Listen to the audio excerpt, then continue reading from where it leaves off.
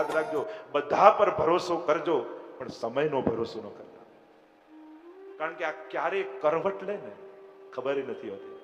આપણે તો કેટલાય પ્લાનિંગો કરી રાખ્યા હોય. ઘણીવાર એફડી પાકે એના પહેલા તો એ પાકી ગયો હોય, એ પાકીને ખરી જાય, કોણ જાણે. એટલે બધા પર ભરોસો કરજો, સમય પર ભરોસો ન રાખતા. અને એટલા માટે સત્કર્મ કરવાની જે ક્ષણો મળી હોય ને એને ઝડપી લેજો.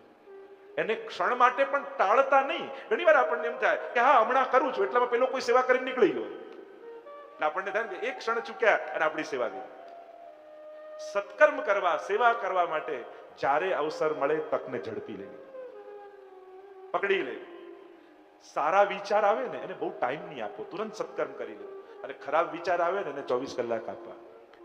કારણ કે સારા વિચારને જો ટાળ્યું ને તો કોઈ ને કોઈ સંસારનો વ્યક્તિ આવી તમારો વિચાર બદલીને જતો રહેશે. અરે તું એક નહીં આપે તો ક્યાં બગડી જવાનું છે, તારા એકના કઈ કથા કરવાથી કથા થશે, કેટલાય મનોરથી મળી જશે ને કેટલાય. તમને એમ થાય વાત તો સાચી, ઘણા કરનારા છે, હું ના કરું તો એમાં ક્યાં ગુડ, એમ કરીને તમારો વિચાર બદલી નાખે. અને એટલા માટે સત્કર્મનો વિચાર આવે ત્યારે એને સમય બહુ ના આપો, તુરંત કરી. નહીં તો તમારા હાથમાં પૈસા રહી જશે અને પુણ્યો સરકી જશે. અને એટલે જ કહીએ ને કે અહીંયા ભેગી કરેલી સંપત્તિ આવતા જન્મમાં લઈ જવાની કોઈ વ્યવસ્થા નથી. અને એટલે લોકો છોકરાઓને કે તમારા માટે આટલું આટલું મૂકી જવાના. છોકરો કે તો લઈ જાવ ને ભેગું, હું ક્યાં ના પડે. અને કદાચ કોઈ બેંકની બ્રાન્ચ ઉપર ખુલી જાય તો કોઈ મૂકીને જાય એવા છે. પણ આ મારી પાસે ઉપાય છે કે અહીંયા ભેગું કરેલું આવતા જન્મમાં લઈ જવાય. અને એનો એક જ ઉપાય, તમારા સુખને પુણ્યમાં કન્વર્ટ કરી દો. મળેલા સુખને પુણ્યમાં કન્વર્ટ કરશો તો એ પુણ્ય આવતા જન્મમાં તમને સુખ આપ્યા કરશે. જેમ તમે અહીંયાથી અમેરિકા જાઓ તો કેવા રૂપિયાને ડોલરમાં કન્વર્ટ કરીને વાપરો છો, રૂપિયા ત્યાં નથી ચાલતા, ડોલરમાં. એમ અહીંયા ભેગા કરેલા આ સુખને જો તમારે આવતા જન્મમાં ભોગવવા હોય તો આ કળા શીખી જાઓ. સુખ આવે પુણ્યમાં કન્વર્ટ કરો, ભેગું કરીને રાખો. પુણ્યમાં કન્વર્ટ કરો, ભેગું કરીને રાખો. પુણ્યમાં કન્વર્ટ કરો, ભેગું કરીને રાખો. કારણ કે પૈસા તો મૂકી જવા જ પડશે અને પુણ્યો મૂકવા જશો ને તોય તમારો પીછો છોડશે નહીં. અને એટલા માટે આ કલા શીખી જવી કે ભગવાનને આપ્યું છે તો એ સુખ પુણ્યમાં કન્વર્ટ કરી ભેગું કરતા. અષ્ટમ સ્કંધ મન્વંતર લીલા. જેમ દશવિધ લીલાઓનું વર્ણન ભાગવતજીમાં છે. અત્ર સર્ગો વિસર્ગશ્ચ સ્થાનમ પોષણમૂતય મન્વંતર ઈશાનું કથા નિરોધો મુક્તિરાશ્રય. આ મન્વંતર લીલા છે. હિન્દુ ધર્મની એક વિશેષ પ્રકારની કાલ ગણના છે. એમાં એક પલકથી લઈને છે કલ્પ સુધીની વાત એની ગણતરી છે. હમણાં એ વિસ્તારમાં નથી જતા. પણ મન્વંતરમાં 6 વસ્તુ હોય. મનુ, મનુપુત્રો, ઇન્દ્ર, દેવ, સપ્તર્ષિ અને ભગવદ અવતાર. આ 6 વસ્તુ મન્વંતરમાં હોય. ગજેન્દ્ર મોક્ષની કથા કહી. ત્રિકૂટ પર્વત અને એની નીચે એક વિશાળ વન, અને એ વનમાં આ ગજેન્દ્ર રહે છે. મોટો પરિવાર, મોટું કુટુંબ, અનેક પત્નીઓ, અનેક બાળકો. અને સુખના દિવસો ચાલતા હોય ત્યારે ભગવાન ક્યાં યાદ આવવાના? જ્યારે બધું અનુકૂળ હોય ને ત્યારે માણસને પોતાના સામર્થ્યનું ગૌરવ હોય, પોતાની બુદ્ધિ ઉપર ભરોસો હોય. બધું અનુકૂળ ચાલી રહ્યું છે. એક વિશાળ સરોવર છે, પ્રસિદ્ધ કથા છે. અને સરોવરમાં આ ગજેન્દ્ર પ્રવેશ કરે છે પોતાના સ્વજનોની સાથે. आध्यात्मिक अर्थ बताया. ये सरोवर वो संसार है, ये हाथी वो जीव है. क्योंकि जीव अपना परिचय हमेशा भूतकाल से देता है. पत्नी थी हाथी, कोठी थी हाथी, गाड़ी थी हाथी. हर एक में जो हाथी हाथी करे इसलिए उसको हाथी बनाया. આપણો પરિચય હંમેશા આપણે ભૂતકાળથી લઈને આપીએ છીએ. આજ સેકન્ડે આપણે કોણ? પ્રવેશ કર્યો છે સંસાર રૂપી સરોવરમાં. આનંદ પ્રમોદ ચાલી રહ્યો છે. સંકટ આવે ત્યારે ખબર પડે કે કોણ આપણું છે. આપણી નિકટ રહેનારા લોકો આપણા પદ માટે આપણી જોડે છે, આપણા ધન માટે આપણી જોડે છે, આપણી યોગ્યતાને કારણે આપણી જોડે છે. કે આપણી જોડે સ્નેહ છે એટલા માટે જ આપણી સાથે છે. ઘણીવાર એટલે જ કહ્યું ને, વિપત્તિ સમય ધીરજ ધર્મ મિત્ર અરુ નારી આફત કાલ પરખિયો ચારી. તુલસીદાસજી એટલે જ કહ્યું કે આટલી વસ્તુનો પરિચય સાચો વિપત્તિમાં થાય. ધીરજ ધર્મ મિત્ર અરુ નારી. સરોવરમાં પ્રવેશ કર્યો છે, આનંદ પ્રમોદ કરી રહ્યા છે. માણસને પણ એમ જ ચાલતું હોય ને, સંસારમાં જયારે બધું ગોઠવાયેલું હોય ત્યારે માણસ ભૂલીએ જાય કે એક દિવસ આ બધું જ છોડીને જવાનું છે.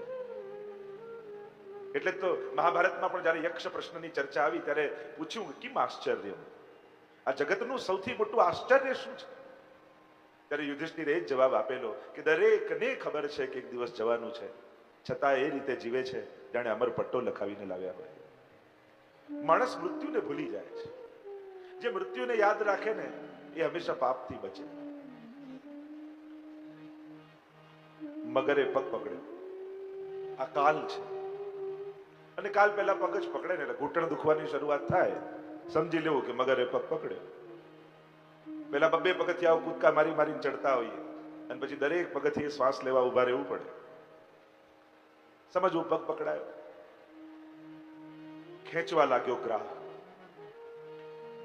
લોકો ભાગ્યા, સ્વજનો ભાગ્યા, કે ચાહનારની ચિતા પર કોઈ ચડતું નથી, ચડવું તો એક તરફ એની રાખને કોઈ અડતું નથી. શાસ્ત્ર એટલે જ કહે ધનાની ભૂમૌ વસવશ્ચ ગોષ્ઠે ભાર્યા ગુરુદ્વારી જના સ્મશાને દેહ ચિતાયામ પરલોક માર્ગો કર્માનું ગચ્છતિ જીવ એક.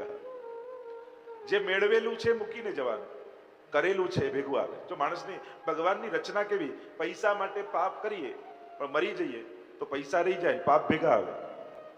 ભગવાનની રચના જેવી છે, જે મેળવ્યું છે મૂકી જાઓ છો, જે કર્યું છે ભેગું આવે છે. અને એટલા માટે ગમે તેટલું ભેગું કરેલું છે મૂકીને જ જવાનું, પણ એ જે કર્યું છે એટલે હંમેશા માણસે યાદ રાખો, જે સાથે આવવાનું છે એને ભેગો કરવાનો આગ્રહ રાખો. પાપ અને પુણ્ય ભેગા આવે, વસ્તુઓ નથી આવતી. અને એટલા માટે વસ્તુઓથી પુણ્યો કરી લેવા, એમાં જ ચતુરાઈ છે. માણસની હોશિયારી શેમાં છે? મેં ગઈકાલે જ કહ્યું ને, મળેલા સુખને પુણ્યમાં ફેરવી નાખવું, એમાં જ માણસની હોશિયારી છે. અને એટલા માટે શાસ્ત્ર એમ કહે છે ધનાની ભૂમૌ, ધન ક્યાં ભૂમિમાં, વસવશ્ચ ગોષ્ઠે ગાડીઓ બધી ગેરેજમાં, ભાર્યા ગૃહદ્વારી, પત્ની પણ ઘરના દ્વાર સુધી સાથ આપી શકે, જના સ્મશાને, સ્વજનો પણ સ્મશાન સુધી સાથ આવે. એ કોઈ ચિતા પર ચડી નથી જતા. આ બધા બેફામ જે રડી રહ્યા છે મોત પર, એ બધાએ જ જિંદગી આખી રડાવ્યો છે મને. જે ગયા પછી રડતા હોય એમણે જ આને રડાવ્યો. જીવનની સમી સાંજે જખમોની યાદી જોવી હતી, બહુ ઓછા પાના જોઈ શક્યો, બહુ અંગત અંગત નામ હતા. આ જીવનમાં જેટલા નિકટના લોકો જખમ આપી શકે ને એટલા અજાણ્યા ક્યાં દુખી કરે છે. દીકરો જેટલો દુખી કરી શકે એટલો પાડોશી ક્યારે ન કરી શકે. જેટલો નિકટનો સ્વજન એટલો જ એને અધિકાર દુઃખ આપવાનો હોય છે. અને જ્યારે જના સ્મશાને દેહ ચિતાયામ, જે દેહને આપણું ગણતા હતા, પાલી પોસીને જેને મોટો કર્યો, એ શરીર પણ ચિતા સુધી જ સાથ આપે છે. તો ભેગું શું આવે? કર્માનુગો ગચ્છતિ જીવ એક. કરેલા કર્મો જ માણસના ભેગા આવતા હોય છે. અને એટલા માટે જે સાથે આવવાનું છે એને શુદ્ધ કરીને રાખો. સ્વજનો ભાગ્યા, ગ્રહ મગર પગ ખેંચવા લાગ્યો, ડૂબવા લાગ્યો હાથી, કાંઈ ન સૂજ્યું. સ્વજનોને ભાગતા જોયા, કોને બૂમ પાડવી? અને અમુક સમય એવો હોય ને એમાં કોઈ મદદ નથી કરી શકે. આવીને અફસોસ અભિવ્યક્ત કરી શકે પણ મદદ કોણ કરી શકે? છેલ્લે ડોક્ટર જેના પર ભરોસો હોય ને એ કે હવે તો ભગવાનનું નામ લો, એ છેલ્લે ભગવાનના હવાલે કરીને જતો રહે. અને એટલા માટે હાથી જયારે ડૂબવા લાગ્યો, છેલ્લે ભગવાન યાદ આવ્યા. હે હરી! પ્રભુ વધાર્યા, ગ્રહનો ઉદ્ધાર કર્યો, ગજેન્દ્ર મુક્ત બન્યો. ભક્તો તો એમ કહે બોલાવ્યા હાથી અને કૃપા મગર ઉપર. આવું કે અર્થ કરતા કહ્યું કે જયારે હાથીએ ભગવાનના નામનો પોકાર કર્યો ને તો આ મગરને એમ થયું કે આ ભગવાનનો દાસ લાગે છે, અને ભગવાનના દાસના જો પગ પકડી રાખીએ તો આપણે તરી જઈએ, એટલે એને વધારે જોરથી પકડી લીધા. અને ભગવાન આવીને વિચાર કરે, મને બોલાવનારો હાથી મારો દાસ, પણ એના ચરણ પકડનારો એ તો દાસાનું દાસ, એટલે પહેલી કૃપા તો એના ઉપર કરવી છે. અને એટલા માટે પહેલી કૃપા ભગવાને ગ્રાહ ઉપર કરી. સુંદર સ્તુતિ કરી છે ગજેન્દ્રએ. પ્રભુ આપ તો એવા કૃપાના સાગર છો, અદ્ભુત કારણાય, કારણના એક કારણ આપ છો. આપ કૃપા કરનારા છો. મારા જેવા જીવ પર આપે કૃપા કરી છે. આગળ સમુદ્ર મંથનની કથા આવી. ચાક્ષુષ મન્વંતરમાં ભગવાને દેવોને દાનવોને સમજાવ્યા, સમુદ્ર મંથન કરો ને અમૃત પ્રગટાવો. અને જ્યાં ભગવાને આજ્ઞા કરી, દેવોને દાનવો ભેગા થયા, સમુદ્ર મંથન કરવાનો સંકલ્પ કર્યો. મેરુ પર્વતને લીધો, વાસુકી નાગને દોરડું બનાવ્યું અને મંથન કરવાનું શરૂ કર્યું. જ્યાં મંથન કરવા જાય ત્યાં પર્વત ડૂબવા લાગ્યો. બોલો કચ્છપ ભગવાન કી જય. કચ્છપ ભગવાન અવતાર લીધો, કચ્છપ રૂપ આધાર આપ્યો. સમુદ્ર મંથનની શરૂઆત થઈ. સૌથી પહેલા કાલકૂટ વિષ નીકળ્યું. મહાદેવજી પાન કરી ગયા. કારણ કે વિષ તો વૈષ્ણવ જ પી શકે. સહન કરવાની શક્તિ બધામાં હોતી નથી, બધામાં લડવાની શક્તિ હોય છે, બધામાં માંગવાની શક્તિ હોય છે, ત્યાગવાની શક્તિ બધામાં હોતી નથી. કારણ કે એના માટે બહુ મોટી તાકાત જોઈએ. અને દરેકના ઘરમાં કોઈ એક જણ તો એવું હોવું જોઈએ મહાદેવજી જેવું કે જે વિષ પીવાની તૈયારી સાથે ઘરમાં રહેતું હોય. જો પરિવારને કુટુંબને ભેગું રાખવું હોય તો ઘરમાં કોઈ એક વ્યક્તિ મહાદેવજી જેવો જોઈએ કે લાવ હું પી જઈશ, પણ મારા પીવાથી જો શાંતિ રહેતી હોય તો એ પોતાનો અધિકાર છોડવાય તૈયાર થાય. ઘરમાં કોઈ એક અગરબત્તી જેવો માણસ હોવો જોઈએ જે બળીને પણ ઘરને સુગંધિત બનાવી રાખે. કારણ કે ક્યાંક તો ઘરમાં બધાને એમ લાગે કે બધા મજા કરે છે ને હું જ હેરાન થાઉં છું. જેને પૂછો એને એમ જ લાગે કે હું જ ઘસાવું છું, બાકી બધા લહેર કરે છે. તો આમાં ઘસાય છે કોણ? અને એટલા માટે જૂના સમયમાં આપણા ઘરમાં જે વડીલો રહેતા ને એ ઘર બાંધીને રાખતા, એમને કારણે ઘર જોડાઈને રહેતું. અને જ્યારથી આપણે બધાનું સાંભળવાનું બંધ કર્યું, મારી લાઈફ મને કોઈએ કહેવાનું નહીં, આ સૂત્ર જ્યારથી આવ્યું ત્યારથી આપણે બધા છૂટા પડવા લાગ્યા. ક્યાંક કોઈ એક એમ્પાયરની જેમ ઘરમાં હોવું જોઈએ કે જ્યારે એ ચુકાદો આપે પછી બધાએ સ્વીકારી લેવાનો, પછી એની જોડે તકરાર ન થાય. જેમ એમ્પાયર જોડે તકરાર કરો તો ફાઇન થાય. ક્યાંક કોઈ કે ભલે કોઈ ગુરુ બનાવો કે કોઈ વડીલ હોય કે કોઈ સમજદાર એવો વ્યક્તિ હોય, પણ ક્યાંક જીવનમાં કોઈ એવો એમ્પાયર જેવો વ્યક્તિ જીવનમાં રાખવો કે જ્યારે આપણી સમજ બંધ થઈ જાય તો એની સમજથી જીવન આગળ વધારી શકાય. પણ મારી લાઈફ મને કોઈ નહીં કહેવાનું. અરે તારી લાઈફ એકલાની ક્યાંથી? તું કોઈનો ભાઈ પણ છું, કોઈનો દીકરો છું, કોઈનો પતિ છું. કેટલા સંબંધોને એક વ્યક્તિ જીવતો હોય છે. કોઈ એમ કે મારી લાઈફ હું ખતમ કરી દઉં, પણ તારો અધિકાર તારી જીવનને ખતમ કરવાનો નથી. કારણ કે તું એકલો નથી, તું કેટલા સંબંધોને જીવે છે. તને કોઈના ભાઈને મારવાનો અધિકાર નથી, તને કોઈના દીકરાને મારવાનો અધિકાર નથી, તને કોઈના પતિને મારવાનો અધિકાર નથી, તને કોઈના પિતાને મારવાનો અધિકાર નથી. તું આટલા સંબંધોને જીવે છે. અને એટલા માટે આ એક જે વિચારધારા છે, મારી જિંદગી એટલે હું ધારું એ કરું, આ માણસને એકલો પાડી દે છે. આ વિકાસ જે રીતે માનવ જાતિનો થઈ રહ્યો છે, કદાચ એ જેટલો ભયાનક થઈ ગયો છે કે જે વાત 20 વર્ષે જાણવી જોઈએ બાળકો આજે 10 વર્ષે જાણી જાય છે. જીવન એના સ્તર ઉપર ચાલવું જોઈએ, એની ઉંમરના હિસાબે એને જીવનમાં પ્રાપ્તિ થવી જોઈએ. અને જ્યારે એ ગણિત સમાજનું બગડી જાય છે ત્યારે સમાજ કન્ફ્યુઝ થઈ જાય છે. અત્યારે પરંપરાના નામે ધર્મના આપણે આ બધી તોડી નાખો, આ બધું ભાગલા છે, પોતાના મનમાં જે શ્રદ્ધા જાગે એમ કરો, આ બધા વિધાનો પાડવાની જરૂર નથી, આ બધા નિયમો પાડવાની જરૂર નથી, સંપ્રદાયો બધા ભાગલા આમ કરી કરી આપણે બધાએ શિસ્ત તોડી નાખીશું ત્યારે સમાજ ટોળું બની જશે. અને ટોળું સમાજ માટે બહુ ખતરનાક થઈ જાય છે. જેમ આમ લાઈન કરાવતા હોય, દોરડા બાંધ્યા હોય, ખોલી નાખો તો કેવો ધક્કામુક્કી થવા લાગે. બસ સમાજમાં અત્યારે આનો જ ભય છે. વિચારકો પોતાના વિચારધારાના નામે જે વ્યવસ્થાઓ હિન્દુ ધર્મની બનેલી છે એને તોડવાની કોશિશ કરે છે. એને બંધન, આ બંધનો નથી, આ વ્યવસ્થાઓ છે. અને વ્યવસ્થાઓ તોડી દેશો અને નવી વ્યવસ્થાઓ નહીં બતાવો તો સમાજ ભટકી જશે, કન્ફ્યુઝ થઈ જશે. અને એ જ થઈ રહ્યું છે. આવતી પેઢી કન્ફ્યુઝ પેદા થઈ રહી છે. કારણ કે નવે જેટલું લખાણ, નવા જેટલા લેક્ચરો બધા મળે એ બધા એમ લાગે કે આ જૂનું માનવાની જરૂર નથી, આ બધું વેદિયું છે, આ બધું જૂનવાણી, આ બધું ઓર્થોડોક્સ છે. અને નવી વ્યવસ્થા કોઈ બતાવતું નથી. એટલે કન્ફ્યુઝ થઈ જાય કે આજે મારો જન્મદિવસ છે તો ઉજવું કઈ રીતે, કોને પગે લાગવું, શું કરું. એને ખુશી અને દુઃખ બંનેને માણવાની ખબર ન પડે, અભિવ્યક્ત કરવાની ખબર ન પડે.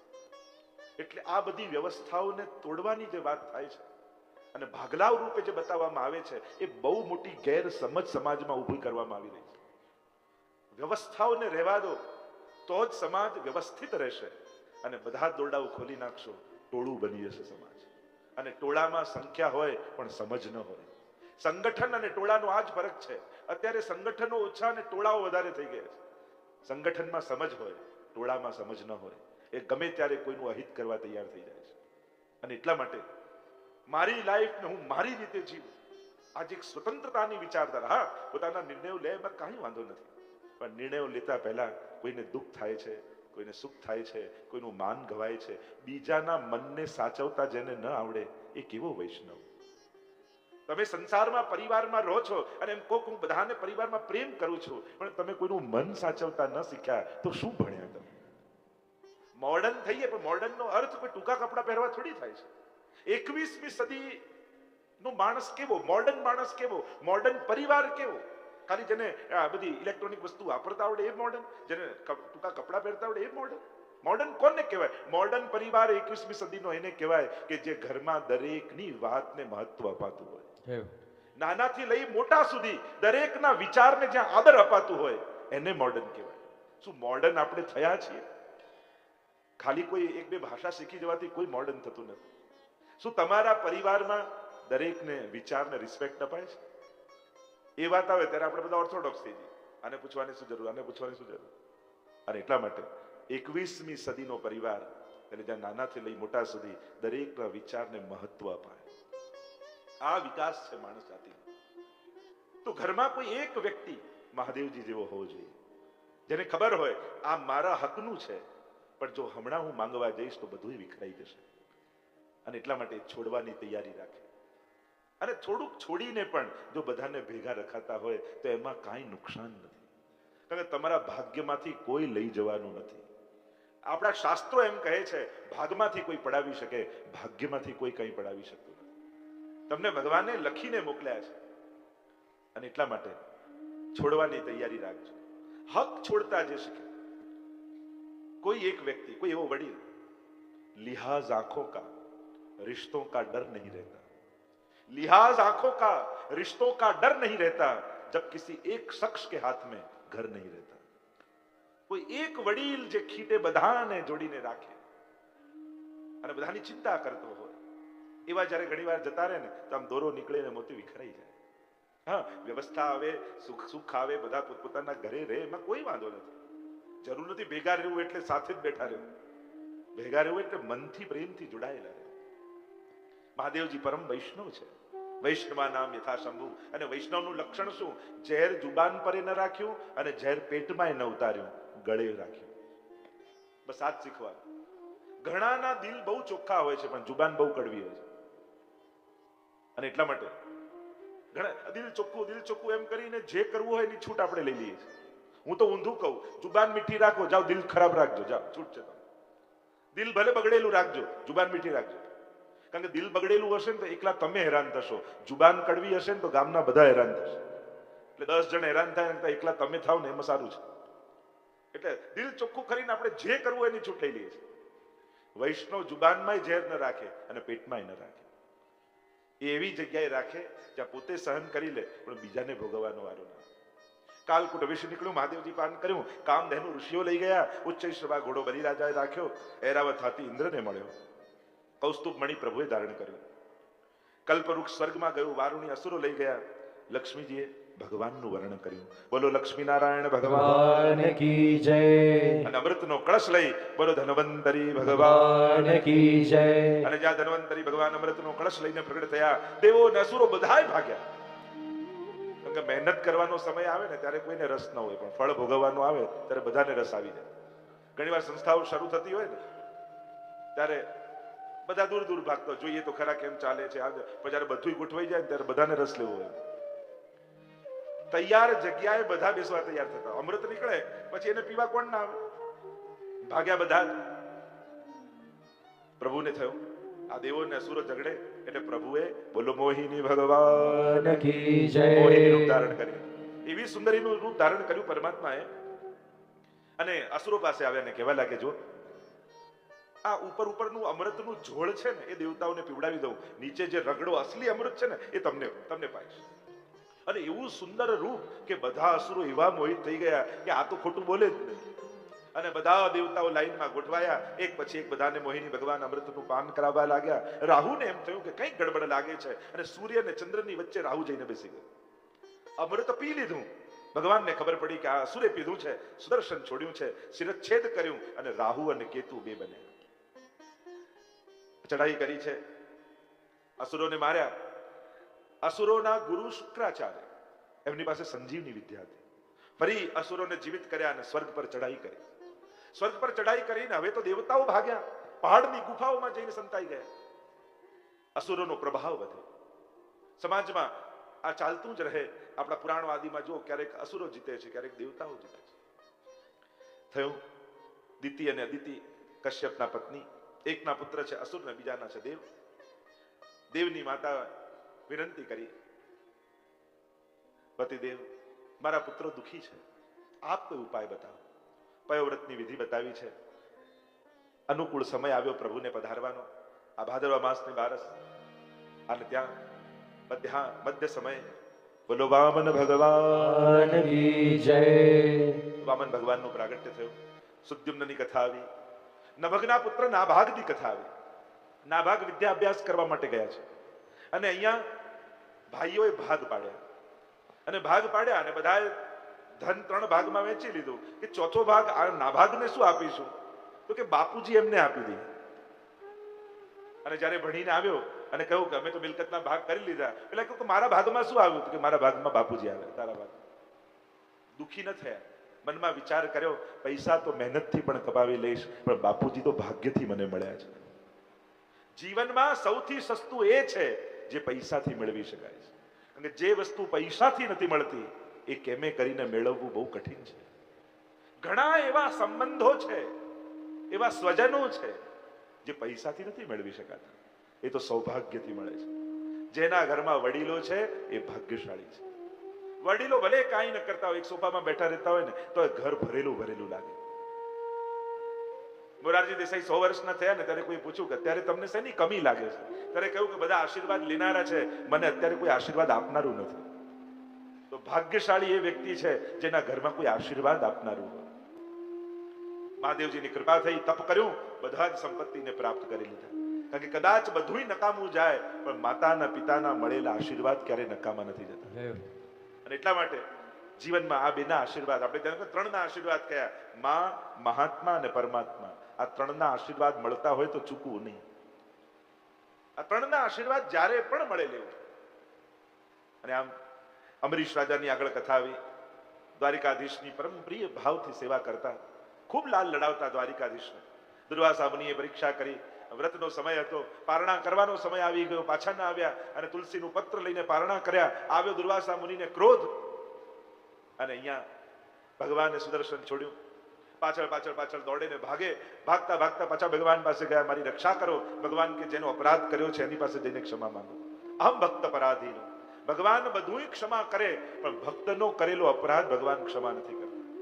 અને એટલા માટે વૈષ્ણવના અપરાધથી સદાય ડરવું. કદાચ પ્રભુના દોષ થઈ ગયા વાંધો નહીં, ગુરુનો અપરાધ થઈ ગયો વાંધો નહીં, પણ બંને તો વૈષ્ણવનો અપરાધ ન થાય એના માટે સાવધાન રહેવું. હવેલીમાં પણ જ્યારે પણ આપણે જઈએ ત્યારે વિચાર કરો કે મારે કારણે કોઈને વિક્ષેપ ભક્તિમાં ન થાય. બધાને ધક્કો મારીને કદાચ આગળ પહોંચી જાઓ, પણ આગળ ગયા ઠાકોરજીની પાસે ન પહોંચી શક્યા.